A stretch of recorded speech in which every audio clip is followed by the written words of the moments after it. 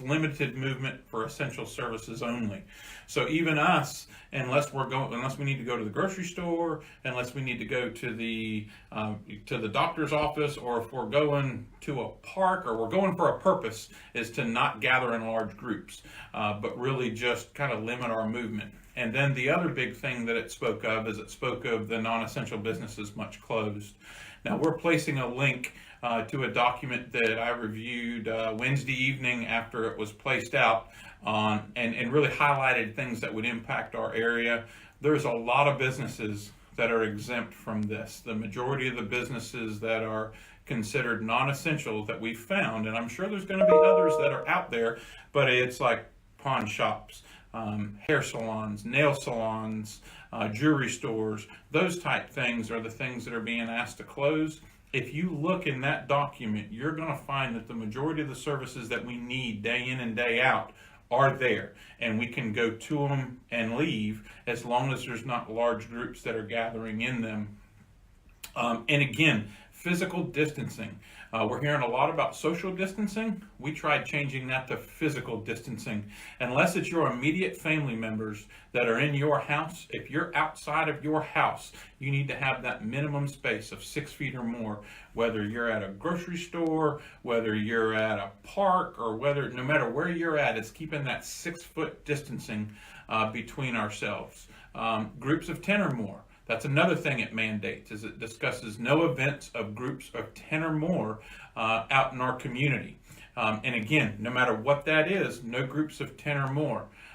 We still have our parks open. Our parks are open because we have a lot of beautiful trails. We have a lot of beautiful green spaces to get out and see. I hope I'm wrong, but this is potentially going to be a 6 to 8 week operation, if not longer. So decisions we're making now are going to be the same 6 to 8 weeks from now. So there's no way we could stay cooped up in our homes for 6 to 8 weeks. So we want to give things for our residents to get out and do. Go see our parks, go boating, those type things. Just stay away from the large groups and then keep your distance. Our boat ramps are open also. Again, asking you to put your boat in, and then when you're out in the water, FWC has a 50-foot space between boats. And I'm told that FWC is very much been enforcing this in the river and Doctors Lake and along Black Creek.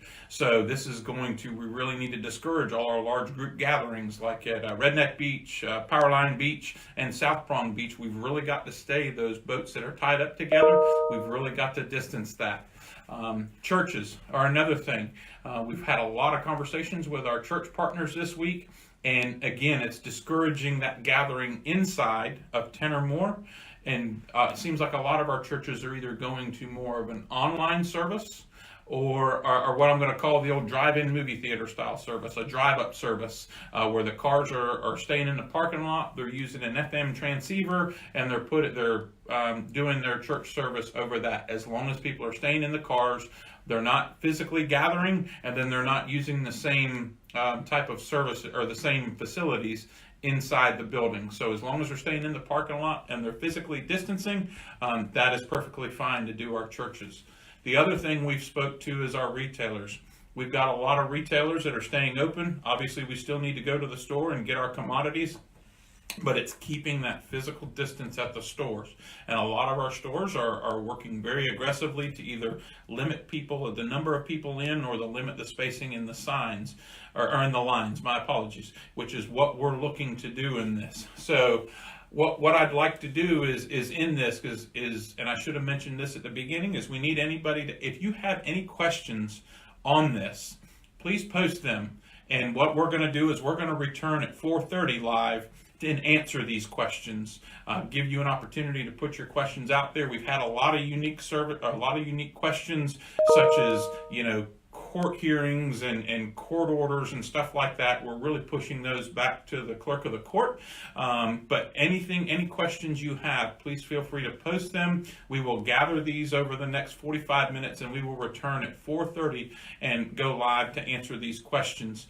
And again, at all times, if you want to call our call center, Monday through Sunday, 8 to 5 at 1-877-252-9362.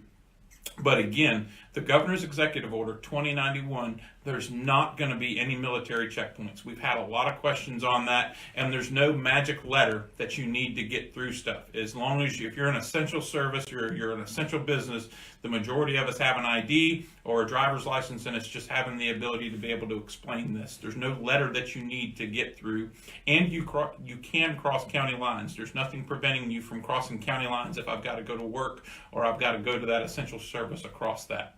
So with that being said, I'd like to thank you all. We're going to return at 4:30. Please feel free to post your questions on here. But again, look at that link, read that document. It's about a 32-page document with a multitude of different attachments, but there is a lot of exemptions that are in there on businesses. So that should help us answer any of the questions you have. Clay County, thank you.